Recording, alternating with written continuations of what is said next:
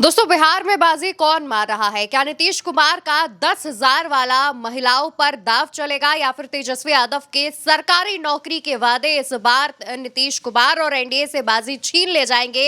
Exit polls आने शुरू हो गए हैं, इसी पर बात करेंगे। क्या रुझान सामने आ रहा है, क्या तस्वीरें दिख रही हैं? इस वक्त हमारे साथ महिमा मौजूद है। महिमा, ये जो एग्जिट पोल्स सामने आ रहे हैं उन पर बात करेंगे। एग्जिट पोल्स के आंकड़े क्या बता रहे हैं? रुझान किस तरफ ले जा रहे हैं?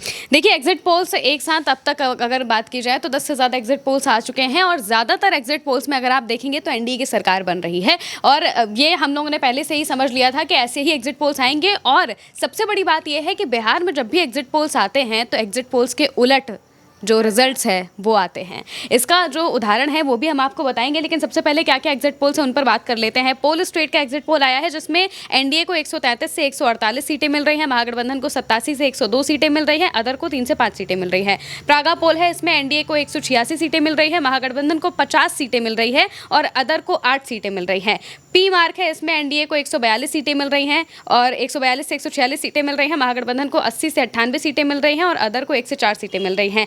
पोल डायरी है इनका, तो पता नहीं क्या ही पोल है, आप देख लीजिए। एनडीए को 189 सीटें 189 से 209 सीटें मिल रही हैं, महागठबंधन को 32 से 49 सीटें मिल रही हैं और अदर को 1 से 5 सीटें मिल रही हैं। इन 4 पोलों की अगर हम स्पेसिफिकली बात करें तो इनमें से 3 पोल ऐसे हैं जो कि 100 के अंदर ही जो महागठबंधन है उसे समेट रहे हैं। लेकिन जो तस्वीरें हैं वो बिल्कुल उलट है, क्योंकि हमने ग्राउंड पर जाकर जो चीज़ें देखी है या फिर हमने जो ग्राउंड के हमारे रिपोर्टर्स हैं, हमारे ग्राउंड पर सलोनी है, निखिल है, ज्योति है, लगातार हम उल्टा चश्मा यूथी पर रिपोर्ट दे रहे थे। उनकी जब हम रिपोर्ट्स देख रहे हैं, उनसे जब हम ऑफ कैमरा बात कर रहे हैं, तब पता चल रहा है कि बिहार में आखिर क्या हो रहा है, क्या नहीं हो रहा है। क्योंकि तस्वीरें अगर आप भी देख रहे हैं तो आपको भी पता होगा कि किस तरीके की तस्वीरें सामने आ रही हैं बिहार से। बिहार में जब नीतीश कुमार 10,000 की नौकरी देने, 10,000 रुपये महिलाओं के खाते में देने की बात करते हैं, चलिए वो तो ठीक है, लेकिन ज़्यादातर महिलाओं से जब बात की गई इस बारे में, वो कह रहे हमारे खाते में तो आए ही नहीं है, क्योंकि उसकी किश्त वाइज आनी थी, तो कहीं वहीं कोई मिले, किसी को नहीं मिले। तो ये एक बड़ा फैक्टर है कि इस बात पर क्या महिलाएँ इतनी बड़े लेवल पर जाके वोटिंग करेंगी सिर्फ इस चीज़ के लिए कि 70% वोटर्स का आंकड़ा चला जा रहा है। दूसरे चरण में अगर आप देखें तो 70% के आसपास का आंकड़ा, इतना भारी आंकड़ा कैसे गया है?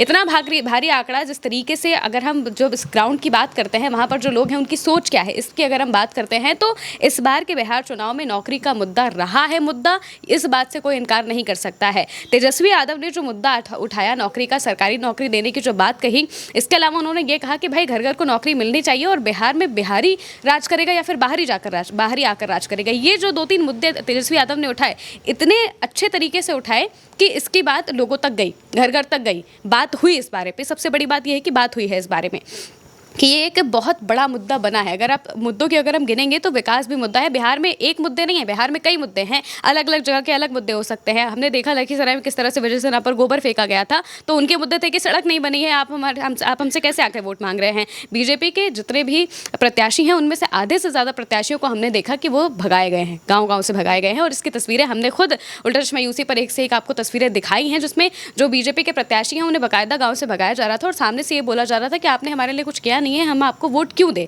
ये बात जो है वो जनता बोल रही थी। लेकिन जो एग्जिट पोल्स आ रहे हैं वो हमें देखने को मिल रहा है कि किस तरह से आ रहे हैं। अब एक और बात देख लेते हैं कि किस तरह से धांधली की भी कोशिश की गई थी और ये बात किसी से छिपी नहीं है। हमने खुद तस्वीरें देखी कि वीवीपैट की पर्चियां फैली हुई हैं, हमने तस्वीरें देखी कि सीसीटीवी एक के बाद एक बंद हो रहे हैं। पहले चरण की वोटिंग के बाद जो लगातार सीसीटीवी बंद होते दिखाई दिए, दूसरे चरण की वोटिंग हो रही है। वोटिंग के बीच में बीजेपी के जो पोलिंग बूथ के एजेंट हैं वो बाकायदा प्रचार वाले पैम्पलेट लेके पर्चियां बांट रहे हैं। ये तस्वीरें भी हमने देखी और ईसीआई ने कुछ नहीं किया। तो चुनाव को प्रभावित करने की कोशिश नहीं की गई, पूरी तरह से नहीं की गई, ये आप नहीं कह सकते। कोशिश की गई है प्रभावित करने की, लेकिन कितना प्रभावित हुआ है वो तो रिजल्ट के दिन पता चल जाएगा। अब अगर हम एग्जिट पोल्स की बात करते हैं तो बिहार में एग्जिट पोल जब भी आते हैं, खासकर अगर हम बिहार की बात कर रहे हैं, तो बिहार में एग्जिट पोल्स के उलट फैसला आता है। इसके पास इसको लेकर जो उदाहरण है वो एक के बाद एक आपको देखने को मिलेंगे। 2015 का उदाहरण ले लेते हैं। 2015 में 99% एग्जिट पोल्स कह रहे थे कि एनडीए की सरकार बनेगी, एनडीए की सरकार बिहार में बनेगी और बहुमत से बनेगी, यानी कि बीजेपी अकेले जो है वो अपनी सरकार बना लेगी, उसे किसी की ज़रूरत नहीं पड़ेगी। लेकिन हुआ क्या? लालू यादव की सरकार बन जाती। सिर्फ एक एग्जिट पोल था उस वक्त में जिसने कहा था कि नहीं, लालू यादव की सरकार आ रही है, सिर्फ एक। समझिए, करीब 15 से 17 के आसपास एग्जिट पोल हमें अमूमन जो बड़े लेवल पर अगर हम देखें तो वो हमें देखने को मिलते हैं, लेकिन इनमें से सिर्फ एक एग्जिट पोल ऐसा था जो कि ये कह रहा था कि लालू की सरकार बनेगी, और वो बिल्कुल सही साबित हुआ। इसके बारे में लालू यादव ने बाकायदा प्रेस कॉन्फ्रेंस की थी, तो उन्होंने इस बारे में बात भी की थी कि सिर्फ एक का जो है वो एग्जिट पोल का जो नतीजा है वो सामने आया था। अब 2020 में आ जाइए। 2020 में एग्जिट पोल्स ने कहा कि महागठबंधन की सरकार बन रही है। 2020 में बार बार एग्जिट पोल्स ये कहते रहे कि जो महागठबंधन है उसकी सरकार बन रही है और बहुत सारी बातें, लेकिन नतीजा बिल्कुल उलट आ गया इसके।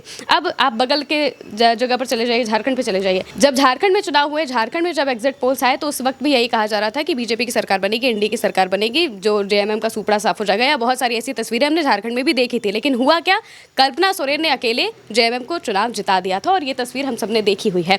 ये जो एग्जिट पोल्स हैं ये बिहार में कितने प्रभावी होते हैं, कितने नहीं होते, ये तो बात की बात है। लेकिन बिहार की अगर हम इतिहास की बात करते हैं तो बिहार के इतिहास में हमें ये चीज़ें देखने को मिली है कि बिहार में जब भी एग्जिट पोल्स आते हैं, एग्जिट पोल्स के उलट नतीजे आते हैं। ये एक नहीं बल्कि कई बार देखा गया है। अब अगर वोटिंग पर भी आ जाते हैं कि जिस तरीके से वोटिंग हुई है वो क्या कुछ कहती है, सिर्फ एग्जिट पोल्स की बात नहीं कर रहे हैं हम लोग। जब वोटिंग की बात करते हैं तो जब वोटिंग काफ़ी बड़ी संख्या में होती है, काफ़ी बड़े मार्जिन के साथ होती है, कि पिछली बार मान लीजिए 57% हुई, इस बार 70 तक पहुँच जा रही है, तो ये बहुत बड़ा मार्जिन है जो हमें देखने को मिलता है। पहले चरण में 65 के आसपास वोटिंग हुई थी तो 8% का उछाल देखने को मिला था, जंप देखने को मिला था। इस दूसरे चरण में 70% के आसपास वोटिंग हुई है, तो ये भी दिखा रही है कि किस तरीके से जंप हमें देखने को मिला है। तो जब भी वोटिंग बढ़ चढ़ कर होती है, इसका मतलब ये होता है कि बदलाव जनता चाहती है, क्योंकि अगर जनता बदलाव नहीं चाहती तो वो इतने बड़े लेवल पर आकर बाहर आकर वोटिंग नहीं करती और इतने वोकल होकर वोटिंग नहीं करती। क्योंकि जब पोलिंग बूथ पर जो लोग लगे हैं उनसे जब हम बात कर रहे हैं तो वो यही कह रहे हैं कि भाई हमारे मुद्दे ये हैं कि हमें नौकरी नहीं मिल रही, मेरे लड़के के पास नौकरी नहीं, आप हमें 10,000 दे दोगे, हम 10,000 कब तक चलाएंगे।